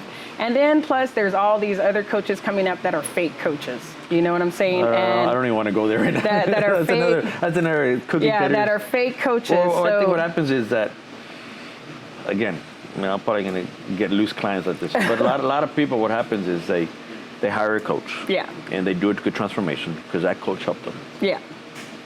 Then they turn around and then use that for themselves to get other clients. Yeah. I've found that a lot of people sold my workouts. And then it's like, dude, but you didn't even prep yourself, or you didn't even prep whoever you prep. Yeah. Now you're a coach. Now you got 4 or 5 people under you, and you're trying to coach these people. Yes. Like how does that work? I don't understand how that works. Yeah, I could tell you story after story after story. And then I guarantee you they're using the stuff that they got from you. Yeah, That's the cookie cutter. Yes. Somebody came to, oh, do you do cookie? Like, do you know what that is? I said, well, that's what that is. It's when somebody hires a coach, doesn't know how to prep themselves, so they hire a coach. They learn it. Yes. Which is fine. You know, and then you did a great transformation. Yes. But don't sell that as yourself. A competition prep. Yeah, like don't sell yourself as you did that. Yeah. You didn't give the coach credit. Exactly. And then you want to go and show other people, no, I can, look at me, That's look at me. the part I don't like. I'm like, really? Did you do that, or did somebody else help you do that? That's the part I really don't like, is when another coach uses my workouts and then they don't even give me credit for them using my same workouts. Because they didn't design that workout. And the way I do my workouts is specifically designed for that client to bring out certain parts of the body, take in certain parts, and to bring out. And that coach did not develop that, and he or she is acting like, oh yeah, blah blah blah, and they didn't even make that workout. You know, I mean. But I guess, like you said, it's with social media again has opened up that door for anybody to be a coach now. That's why and I think that throws everything off. Yeah. For us real coaches that have been doing this for many years and understand the science behind a lot of stuff. Yeah. But these new ones, it kind of throws the industry off for a while. Yeah, and that's why I decided I wanted this podcast, because I wanted to showcase people that know their shit. Yeah. They know how to prep. They have these teams. They have, like, you know, when we're done with this, send me some of your before and afters of some of your clients, because we're going to put it on the podcast and all that stuff. So they can see, like, hey, maybe they might not pick me, which is fine, you know, but they see you, or they see the other people I interviewed. Like, I interviewed one of my clients out in Houston he doesn't do competition prep, but he helps with boxing and all these other things. And I helped him when he ripped his pectoral muscle. And when they put it back on him, I don't know if he went to a plastic surgeon or what, but basically they made his pec look like a titty, you know? Mm-hmm. And he's like, is there anything you could do to help this? Because he lost all his modeling gigs and all this stuff. And he saw what I did with women with cesareans when the doctors told him, oh, you're always going to have that pouch, which is lies. I mean, you might have a little bump because of the, you know, the scar tissue underneath, but you can fix that flat. So he's like, do you think you could help me, right? So yeah, we worked on a lot of different things, and we stayed away from barbell because we wanted to grow this back to equal to this. So it was a lot of dumbbells, different sizes. Yeah, all that stuff. Got him on his modeling gigs back and all that other stuff. I interviewed him about that. Yeah, and he came out and said, he's like, yeah, Candace helped me out. It was out of my scope of training, and she got me all this stuff, and this is what I do. So he talked about the things he does. He doesn't do competition prep or anything like that, but if anybody wants to lose weight, you're in the South Houston area, this is where I'm at, blah, blah, blah. And I had one of his clients come on and she talked about her transformation. It's just to show legit trainers, legit coaches, and athletes that want to talk about their experience, athletes that aren't getting the platform they need down here and they're doing extremely well. And this is even for regular sports. Like, we're soon going to be talking to, like, my runner. I have a track and field runner. She's doing really good. We're going to talk to her about her experience, because there's this misconception that runners shouldn't lift weights. And my little girl is whooping him out there, you know, and I'm so proud of her. First in regionals recently? In area. In area. Yeah, she got first in the 800 and first in 400. I saw that. Yeah, so she's doing really good. And she was injured. She elongated her ligaments, and her physical therapist couldn't figure out how to shrink them. So her dad met me through several of the networking events I would do here, because I was part of several nonprofits. And he's like, do you think you could fix her? Because I heard that you fixed a lot of people who have had injuries and surgeries and stuff. And I'm like, well, let's check her out, you know? And she trained over the summer, fixed her ligaments. That year, she got state third place from an injury like that. Yeah. And so this year, we're looking to see if she gets first. And you know? Is she a junior or a senior? She already graduated. She got a scholarship, girl. She's keeping me as her strength and speed coach. Because at UTRGV, they want to do. So that's at UTRGV? Right now, it's the last year of her high school career. The last year, okay. Yeah, so she already had her scholarship party. But she's getting a scholarship to UTRGV? Mm-hmm. But that's what I'm saying. Like that's where, like Maria, like it just. You can do it. You know, like you can do it. You just gotta get the right person that connects, and then you gotta, you know. Yes. Trust that person and do it. You know? And if the person really does have an extensive background where they actually do help people, I want to showcase those people because, like I said, I can't train everybody. I'm not. Like, if I meet someone in Rio Grande and they can't come over here for me to train them, at least I could point them out to a trainer that's in their area that I know is legit and can help them out, you know, because it's all about me helping out other people. That's the way I've always been. You know, I think that's why I got into that's what prep. hurts us. It does. Because I'm the same way as you. It does. And I think it does hurt us. It does hurt. I'm just glad that I really love the changes in the body. I really love seeing when a person clicks. Now, it just depends on where that ego goes, whether they click for the good part, I guess that's what, or it's like the extreme. I guess that's why sometimes I mean, yes, I love competing and I love, you know, taking people to the top. But I love transformation. Yeah. Why is I love seeing the glow of the women's. Yes. Like, or they tell me, man, I could never do this before. Yeah. Man, I cannot do it. And that, to me, that's what makes me feel good. It reminds me when it was me, because unlike you, and then you play baseball, I didn't play any sports. My mom was a track star for sprints and stuff, and my dad was the cross country and stuff like that.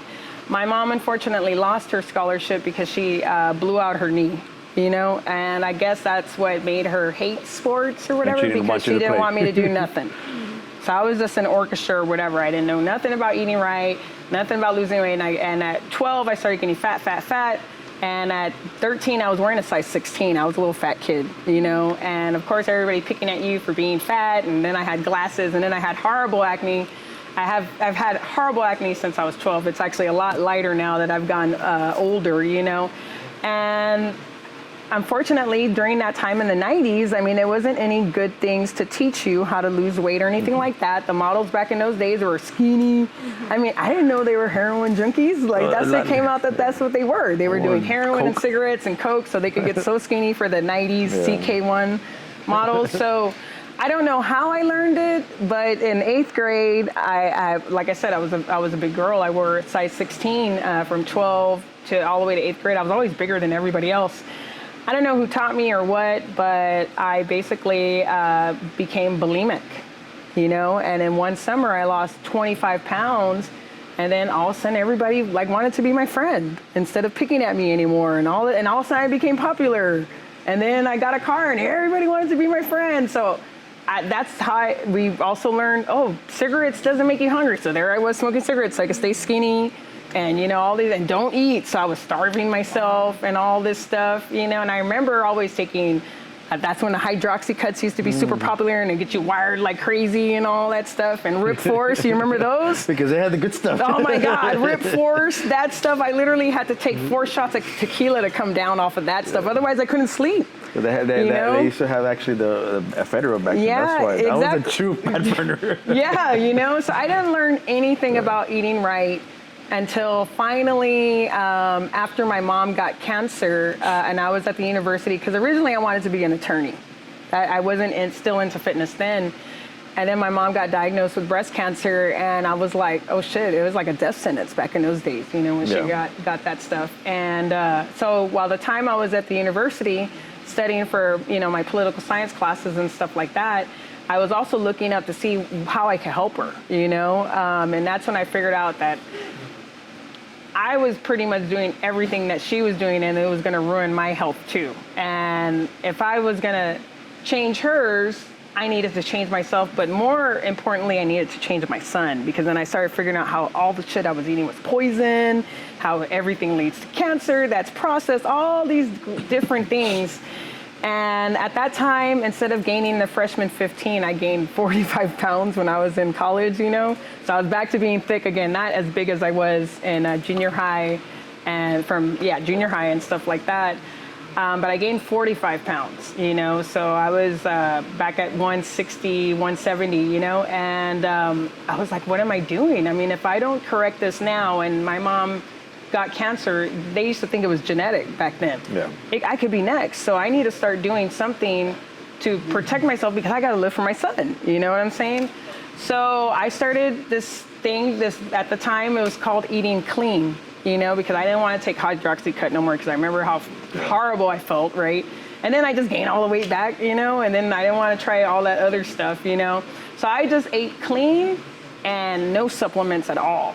And I went through maybe, I say 6 months of going through all this misinformation where I was kind of getting fit, but not the way I want. And then when I found eating clean, 4 months, I lost the 45 pounds and got ripped. And all this muscle came out of nowhere, the muscle I always loved, that I thought I could never achieve and all that stuff. And that was it.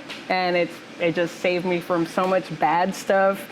I used to hate my mom that she didn't let me into sports, because I hear people all the time like, oh, we have these lifelong friendships and these people. I don't have none of that stuff. So I was like, okay, this is, you know, sucks that didn't happen. But then you hear about people with injuries from. Well, see, I was going to say, I didn't play football, and my parents were the same thing. I was small. I was a small kid, so they're like, no, you're not going to play football. You're not going to do that. You're not gonna. So do I regret not playing for having that friendship with everybody, you know? Yeah. But then I see all my friends that did, and they're all messed hurt. up. They're all hurt. They're overweight. They got bad knees, bad shoulder, bad this, bad this, you know? And I'm like, I have nothing. You know? Even with weightlifting, I have never had a serious injury. You know? One thing when I got into this that I was so happy for, because then I met other people like, oh man, my ankle messed up, this messed up. I can't do squats because my knees. You know, overhead shoulders, I can't do it because this shoulder messed up. So it's like, man, y'all are all messed up, dude. Like, damn. And then, like, did you play college ball? No. You see what I mean? Like, so like you start thinking like, was it really worth it? I mean, like, you put your body through all that, but I'm so glad that I had, and even all this entire time.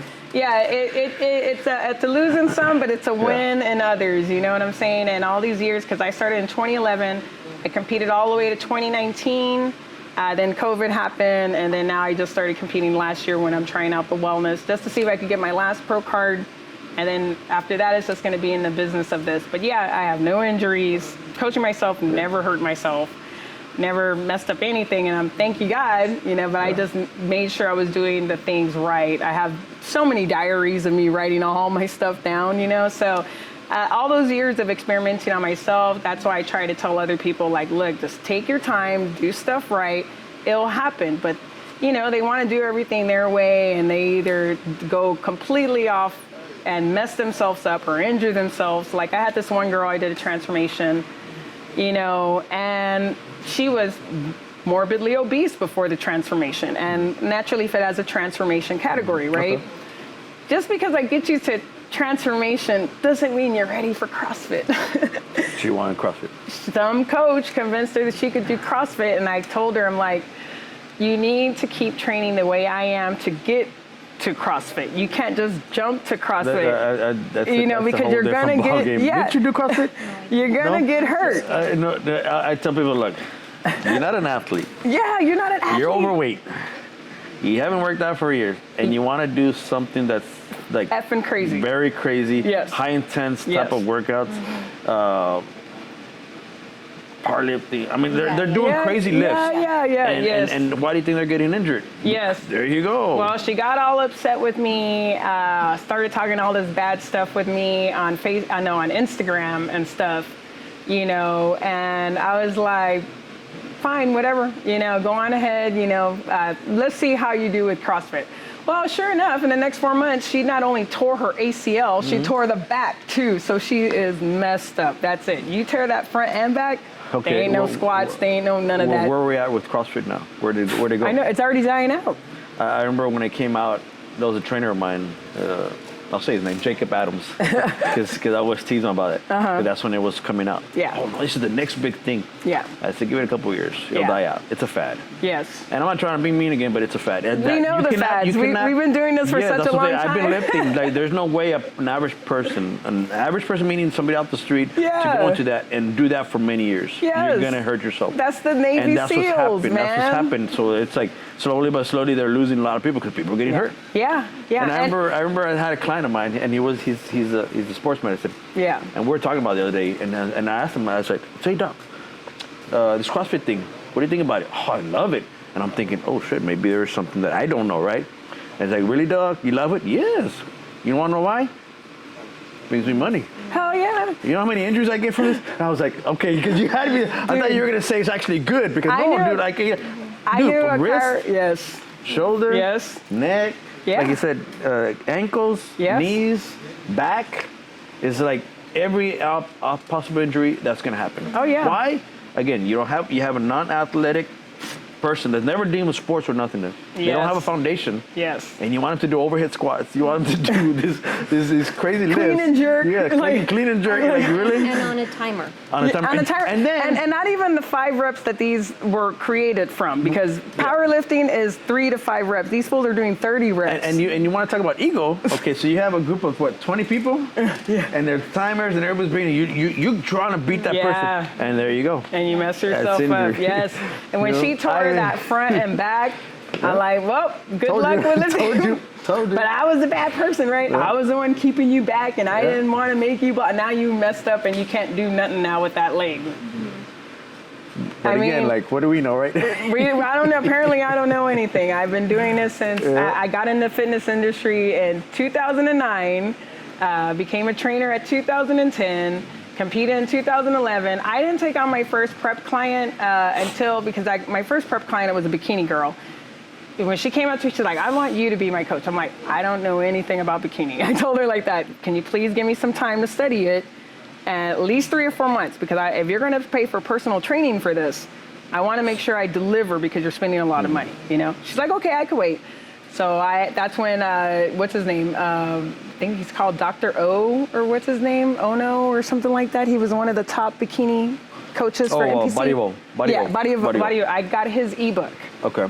And I studied that thing back and forth and stuff like that. And once I felt like I was good with her, she started with me. We did personal training, 4 months. I got her ready for the Muscle Mania, and I was out in Dallas, I believe. You know, and that's why I started competing in Muscle Mania. first time, third place, top 5, she got recruited in the national team. And that's when I kept on doing bikini. But I told her right away, I don't know nothing about it. Give me some time to study. You know, same thing with the other categories. As I slowly got into men's physique and all that stuff, I'm like, let me study the category and stuff like that. I got most of my men's physique workout from actually my model client that I had that I fixed his pec. I developed most of it with him, and then I got the last final part with this state trooper that I prepped for Lee Thompson when he had his league going for the NSL. Yeah. And that's when I got my men's physique stuff, you know? Yeah. So it was all about studying and everything like that. I don't just go and tell people, oh yeah, I could coach whatever, and they're all saying, no, they're not. They're all different, you know what I'm saying? So just let me study it and stuff, and now I could coach whoever, but I'm very particular. When people tell me about these new fads coming up, I'm like, I don't even know what that is, but let me study it, and then I could tell you honest to God truth of what I think about it. CrossFit, you can just tell that's just asking to get like torn up and in the hospital, you know? And I tried to tell so many of my friends, and they used to pick at me, Jason. They used to tag me on Facebook and pick at me because I was a Zumba instructor, but I lifted weights, and they were doing CrossFit. And they're like, all you do is Zumba and we eat CrossFit. So they would tag me on the Zumba, like where the people look all dumb, right? You know, with the chunky ladies, and I'm not even chunky, right? But then with the crazy girls doing CrossFit with abs, none of them had abs. So they're seeing themselves. Again, they see the CrossFit competitions. Yeah, yes. You gotta think of those fuckers are athletes, right? Yeah, but how do they train like they're us? Athletes. They train like us, and then they get ready for that show. No, they've been years doing it for years. And athletes. Yes. They've been other like if you ever see their background. Yeah. You think you're gonna be like that? Come on. No, they really do. And then they don't want to follow a diet. They're like, I do paleo. Okay, so what are your caloric intake and what are your macros? I'm like, so how are you expecting to get abs and you ain't even like, just because you eat paleo? Like what? Like too much social media stuff. It's insane. It is totally insane. Information. It is a lot, you know. Yeah. All right, so let's go back to your team. How many pros have you made? Pros, I got 3 from NFF. I have Mari, I have Benji, and then Frank. Okay. And then I just got a new pro, the GBO. Okay, nice. For NPC, the closest I had was Moni. She placed 3rd in nationals. Okay. Which was one spot shy of it. Yeah. Know? And so, but again, I think that down here it's growing, but not as big. Bodybuilding competitors. Yes. You know. And I think we're always behind down here, I guess. You know? Yeah. But ups, you know, those Houston Dodgers. I mean, these people are huge teams, and they're trying to go get that pro card. So you know, they have more opportunity. Those coaches have more opportunities down here. So down here, there's not a lot of competitors. Yeah. Or if it is, it's usually the same people. Yeah. Very rare that we got a new person, and then they stick with it. You know, new person. Yeah. You know. There's a lot of seasonal competitors. Yeah. You know, and I'm not trying to be mean again, but seasonal is like they do a show and then they never do a show again, which is fine. You bucket list friends, or they do a show, they go off track and then they I want to do a show again, but they're never trying to keep up the ladder. You know, the seasoned amateurs. That's what I try to tell the newbies. Like, there's amateurs that have been amateurs for 10 years. You really think you're gonna beat these people? Like they're amateurs. Yep. And just because they look like they should be pros, they never made it to pro status because stuff like that happened. Like maybe a girl got pregnant back to back, so she and it's really a different mindset. It's a really different mindset. Yeah. You know, like you really got to put yourself like, okay, I'm gonna do this and really go 110%. Yeah, and it does. If you're used to a social life that involves wine and all these things, you have to take all that out. You know, and a lot of people, it's hard for them to break. Yeah, you know, and when I used to go to the networking events, oh my God, you should have seen these ladies.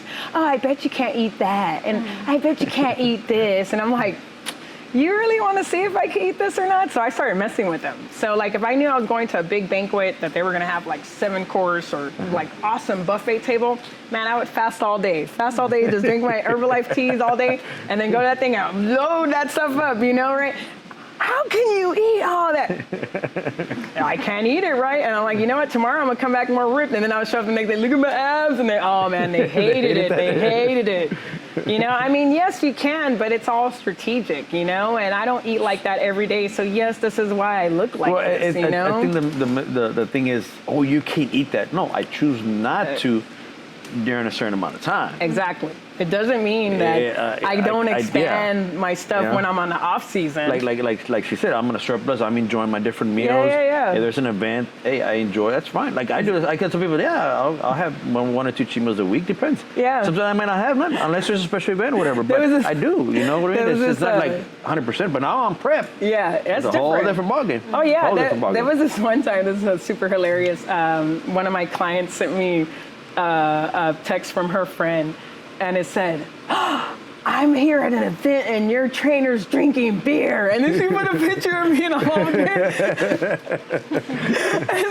and my clients are, I'm like, oh my God, these people are stalking me to see what the hell I'm drinking or eating. Be surprised, right? She's like laughing. She's like, man, Candace, she's like, she can't believe you're drinking beer. I'm like, let her know that I'm on off season so I can drink beer. Like, it's not like. It's just a time and place like anything, you know?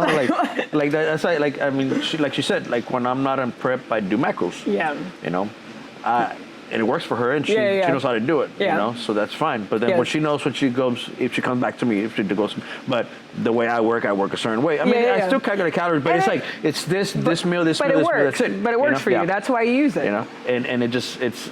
But she understands that, and so she knows. But exactly, it's a time and place. You know. Yeah, that's what they. I thought that was so hilarious that I had a stalker watching me drink beer. I was like, lady, don't you have like? And you watching me drink a beer? Like, yes, I have beers. I love beer. But when I'm on prep, there's sometimes I'm not drinking for 90 days or more, depending on, especially when I was a pro, I was doing like the 3 shows a year and stuff. So sometimes I wasn't drinking for a long time, which is good because when I go back, man, one beer, I'm like, whoo, I'm all like, yeah, cheap, yeah. It's a different mindset. You have to have a different mindset for that. Yeah. All right, so we're gonna go on to Madi's prep for Clash on the Border because back in she was going from show to show to show. So how did you prep her in between those? You know, we did the like Clash of the Border, then we did the Super Show. The first time you came to me was which show was it? Which show did we do first show? NFF. Yeah, it was an NFF show. It was that's one that you all did it together, right? Frank and Benji, right? The San Antonio one, the Lone Star. Yeah, that was your first show. The Lone Star, I think. And then you decided to do another show. Usually like. We're not doing a show with her. Like we're on strict on board, and then I think if she's not gonna do a show and she goes on her own, then she goes on her own. Okay. You know? And then.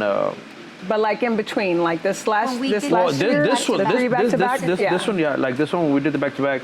I remember because even her body changed last time. Like we were cut and her body responded really fast. So I remember I would add food. You know, because I wanted to keep her that tight full. I don't want to just. You don't want to shrink her out because she's tiny as it is. She's gonna look soft. Yeah. You know.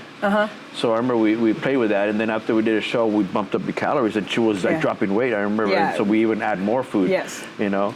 So then when you do shows back to back, it's fun. It's easier because you get to eat, you know, and you're dropping weight. So then all you do is just adjust a little. I remember we just adjusted a little bit. Yeah, and you're actually eating a lot more the next show, and that's where a lot of competitors are like, I can't believe I'm eating it. I'm still this ripped. Like, because your body's hungry. You got more muscle to break all that stuff down. So we need to give you that more calories because we got to sustain that muscle that you got there. We don't want that muscle to shrink out. And I'll tell you one thing, going back to people stealing your workouts or diets and stuff, I remember I actually had this one person that did that crap that said she was a coach or whatever. And I actually had one of her clients go, I used your diet and it didn't work for me. Why didn't it work for me? And I'm like, first off, I don't even know you. Like, what? So why are you asking me? And then I got the diet. I'm like, this is not even made for you. Yeah. Why are you asking me again? Who did you buy this from?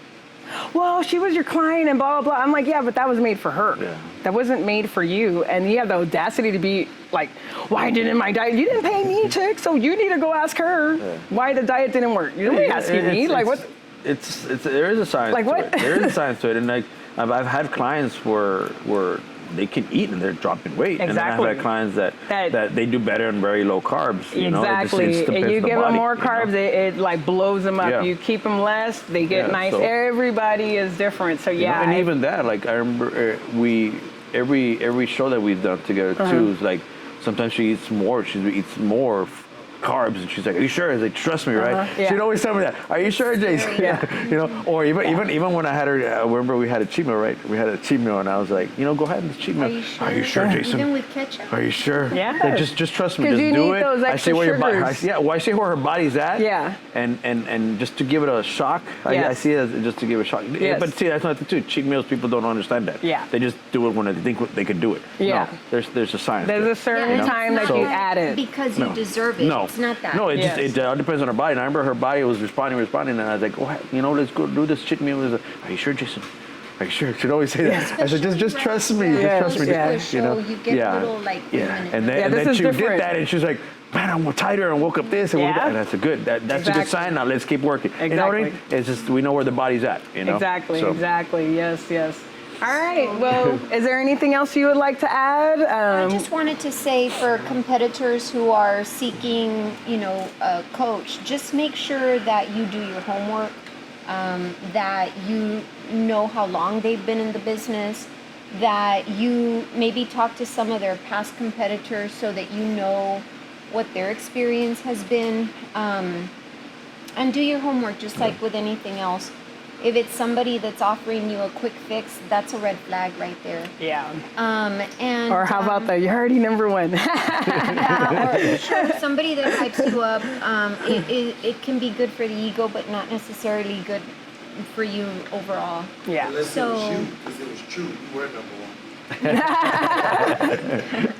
But also in this sport, you just have to work hard, and if it's your passion to do it, it doesn't matter how old you are, it doesn't matter what your obligations are, it can be done. You just have to have the right support system. Yeah. Yes. Stop with the excuses. Stop with them already. It's done. Any last things you would like to say, Jason? No, this is actually interesting. I've heard so much about you. This is the first time I met you and learned a lot from you. I'm really impressed and knowing the background and stuff. Now us different. I mean it's interesting because it's true. Like our philosophy is old school still. Like when we were there, compared to now with the social media, you see all these ugly, dumbish exercises. Oh, because but she's doing it. But does it work? No, it just looks fancy. That's it. But it's not working. They're just trying to get hits or whatever. So the industry has changed a lot. So having the same mentality as you use, old school still, it's good. Yes. Because that's what people, and like you said, do your homework and understand the real coaches. And like going back to why I created this podcast is to showcase the right people. So these competitors or weight loss clients or even sports athletic clients can find the right person that they want to find that is legit and that fits with them. That's why I'm showcasing every good coach, every good trainer, athletes also, you know what I'm saying? So they can show people like, it's not just NPC, or it's not just this coach, so you only need to go to this coach, or it's not just this style of training. There's so many different, but these are the people that have a history. And then this is their clientele. Look at their clientele. They obviously know what they're doing and look at their clients. And that's what I tell people all the time. Look at their clients. Look at the track record. These Herbalife coaches and stuff, like you look at any of their clients, do they look like the actual coach? No. Like never do you see any of those Herbalife coach girls and their clients look just like them, ever. So I tell people, don't go there. They don't tell you that they go over to Matamoros and Nuevo Leon. They really get sliced up. I don't want to bash Herbalife because I know you said you drank some stuff, but I don't want to. Herbalife is not bad. But it's that misconception again. There's misconception again, and they don't understand. There's more to it to that, and they just think that just drink this shake, and they think they're it. And I'll tell you one thing, because like I got to know Herbalife because when I had my gym originally in FAR, all those people were crazy over Herbalife, crazy, and I was like, I don't know. But then this one lady's like, look, just sign on to it and see what it's about. It's not what these other people are saying it is. So I signed on. Okay, they do have actual meal plans. They're $1,800, $1,500, and $1,200. They actually tell you to eat food, and that supplements are only secondary. It's the way these coaches are selling it. They try to make these people just eat nothing but supplements. But even that was because, again, they showcase these shakes. And I'm like, that ain't a healthy shake there. Yeah, with all this. That ain't a healthy shake. Yeah. Or that ain't a protein muffin. That's what I'm saying. There's so much misconception. Yeah, have you seen the donuts, man? The donut like this big. Oh, like it's a protein donut. It only has 5 grams of carbs. No, it don't. No. Not that big. Not just because they put a sticker that says protein donut. Yeah, or 5 grams of carbs. It has no, it does. A protein donut is like this, like that, and not like this. So yeah, it's the way the person sells it. Yeah. They're lying to you, and they don't have to tell you the truth. It's part of marketing, and unfortunately, marketing does that, and that's why I'm trying to be different. Yeah, I'm trying to set a platform so they can know the right people to go to, so they could get the right results that they want, and they don't waste all this money with all these wrong people, and then they have that discontent for trainers and coaches and stuff because they had a terrible coach or trainer. Because I've met a lot of those people that I've had to kind of counsel, look, we're not all bad, okay? I got into this because I really want to help people, so are you sure because this other person, blah, blah. I'm like, that person didn't care about even helping you. They just wanted to rip you off. So, that's why I thought about doing something like this. Because I got tired about hearing people just getting messed up. And I wanted to bring that whole camaraderie down here that is in the other cities, that we can all know each other. We can all be coaches and stuff like that, share ideas, pump each other up, and then give our community the right type of information that they need. Yeah. True, I agree. Awesome, well, we have finished. So again, thank you, Maria Tello, our last year overall winner for female for IFBB Physique America, Clash at the Border, and our coach, IFBB Pro Jason Martinez. Stay tuned for our next podcast, number 5. We will be interviewing Miss Brownsville from the pageantry. So thank you very much, and we'll see you next time.